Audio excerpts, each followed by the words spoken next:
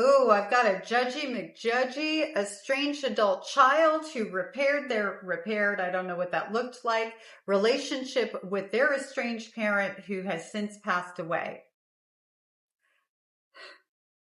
I'm just going to play the video so that you see what I mean, and then we're going to talk about it. She is literally shaming estranged adult children because, of course, she's better than we are because she went back in. And listen, maybe she went back in and that relationship somehow became a healthy one. It does happen. I have estranged parents who have been able to repair their relationships with their adult children. However, that to be said, it only happens when that estranged parent is able to take accountability and respect boundaries and become a safe person in the present. Because it's in the present that breaks down the relationships permanently or even temporarily. It's not about the past. We do need to heal from the past, and we do need to make repair from the past and that sort of thing. I was an estranged parent, so I'm not judging anybody out there who's been on either side of the track. I'm an estranged adult child of over 30 years. My mother is never going to be a safe person. So I protect my peace, and you're going to see why I said it this way in just a moment. As a little side note, I had said in the beginning of looking at different people's content and taking it in this way that I wasn't going to, for the most part, show their faces. There's times I think that we need to. I think there's times where we need to see the body language, the facial expressions, well, that is body language, that sort of thing to get the full flavor. Part of the reason that I was keeping people in shadow also is because I don't want anybody going after them. This isn't about creating more division.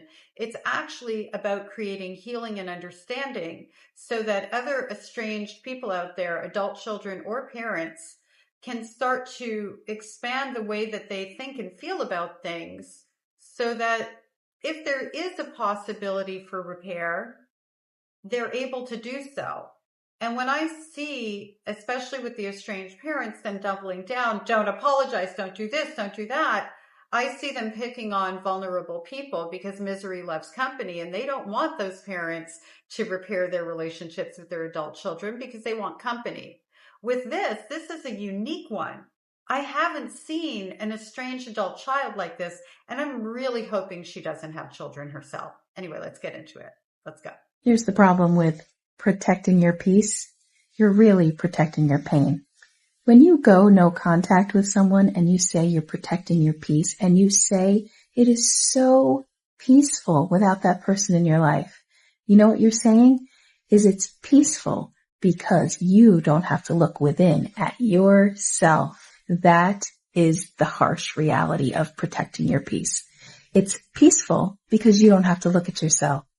Loving yourself means that you no longer place your needs on anyone else because you fulfill it for yourself. Self-love is not love of self. Self-love is being the person you need others to be.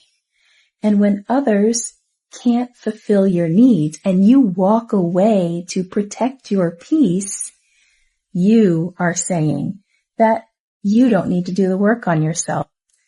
Because real love, true love, goes towards. It doesn't move away. If it moves away, it means that you needed something from that person that you didn't get. That's the harsh truth. And because you didn't get what you wanted, you moved in the other direction. But if you loved yourself, you wouldn't need anything from that person. You would be able to love them unconditionally. Because really, we don't have to say unconditional love, because love is actually unconditional. If it's conditional, it's not love at all. So here are the facts. I walked away from my mother, and I realized it's because I didn't do the work inside myself to love myself. I was still requiring her to be somebody she couldn't be. When I let go of that, I was able to return. Now I get it. And I was able to fully come into these realizations before she died. Thank God. But it's going to be hard for you guys, the ones that are just still working in bitterness. And you say it's peaceful. Of course it's peaceful because you don't have to look at yourself. The words word salad come to mind on that one. And I have to tell you that I listened to the beginning of that video before I started to create this one. And I hadn't listened to the whole thing in a while. And I'm just like, I'm practically speechless. And I do that on purpose a little bit because I really like to respond to these things or talk about these things without rehearsal and scripting and all of that. I like to keep it real and present. What do you guys think of that? I'm really curious to know, like in the comment section, tell me what you're feeling and what you're thinking. Unconditional love? I feel like what she's saying is, in order to be a truly loving person and prove that you're truly like solid in yourself, you have to be willing to sacrifice that same self and expect nothing out of another person, particularly your parent. That's part of what I'm hearing her say through that word salad. And this thing about to protect your peace, but really you're protecting your pain. The only time I'm in pain is when I think about the things that my mother took from me. That like I love my life like so much, and I love what I do for a living. I feel like this is the most amazing life that I've created for myself, and I'm very, very grateful. That to be said, is this the life I would have chosen? I'll never know.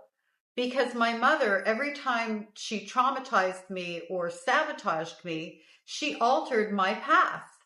So my path wasn't one of dreams and wishes and hopes and that sort of thing. My path is one that kind of fell into my lap and I decided what I was going to do with it.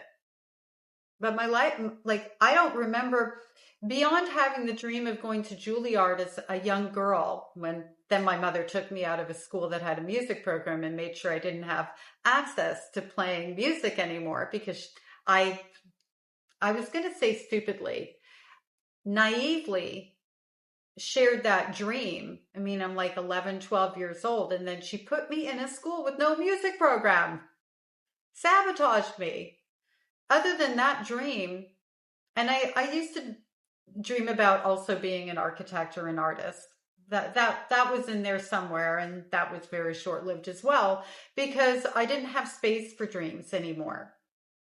So other than thinking about my mother and having pain or thinking about my losses from time to time because something triggers me or I just have a plain old memory kind of thing, I am definitely not living in pain. And I can promise everybody out there that if I was in a relationship with my mother, I would be in pain every day. And I would never be able to grow love for myself because I would be stuck in that place where my mother trained me to be. In that knowledge that the way she treated me was my fault because I was defective, or as she liked to say, damaged goods. It was in separating from her that I was able to go to therapy and find out the things that she normalized were actually abuse. And that's why they felt so bad. And that's why I felt so bad. And that's why I was in so much pain. I don't protect my peace. I just have it. I don't have to protect it. I don't participate in relationships with people who don't love me the way that I love myself. And it's unfortunate that this person is out there like shaming and blaming adult survivors of narcissistic, toxic parents, whatever we want to call them, and their life choices, and trying to make them feel like they're doing something wrong and that I can't.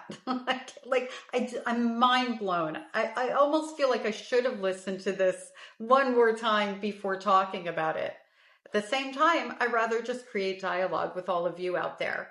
And I don't remember if I said this, but her comment section is filled with, guess who?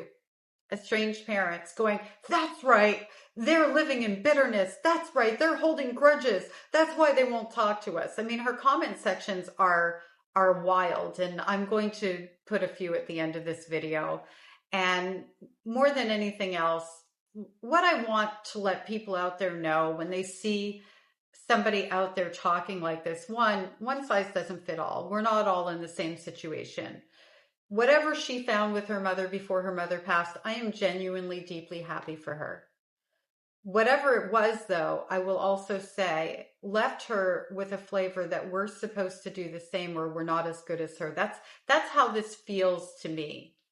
And it feels guilting, like we should be in relationships and not have expectations of basic human dignity, safety, love, and care. We're allowed to need things from the people who we're in relationships with. And the fact that she hasn't recognized that says something about her lack of healing journey, actually. I bet she asked her mother for nothing and gave her everything she had. And now she's like living in this place of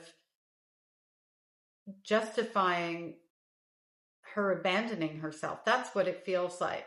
I'm not speaking that as fact. I'm just saying that that's what it feels like for me. And I'm actually sad for her as much as I'm frustrated for my fear around what estranged people, whether they're the parents or the adult child, the messaging that they get from this. Because people that are in these types of family estrangements, that genuinely want repair and want healing are incredibly vulnerable. And if there's an estranged parent out there attaching themselves, going, yeah, well, maybe my adult child will see the same and I don't have to do any work or change on myself. They're just going to take me as I am because of unconditional love. Well, if that adult child comes back, it's dead in the water.